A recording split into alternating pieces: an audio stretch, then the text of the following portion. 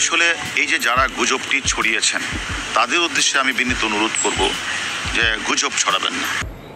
এবার সোশ্যাল মিডিয়াতে ভাইরাল হয়েছে ডিবি হারুনের একটি ভিডিও ক্লিপ, যেটি দেখার পর তাকে নিয়ে সবাই কিন্তু সমালোচনা করে যাচ্ছে।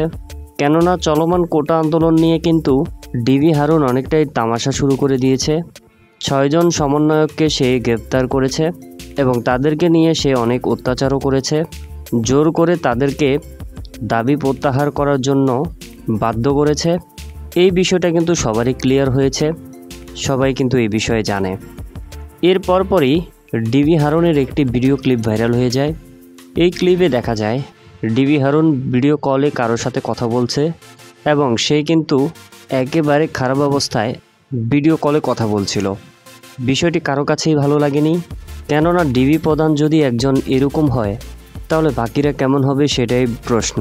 তো ভিউয়ার, এই ভিডিও ক্লিপটি দেখার পর আপনাদের কাছে কেমন লেগেছে অবশ্যই আপনি কমেন্ট করে জানিয়ে দিবেন।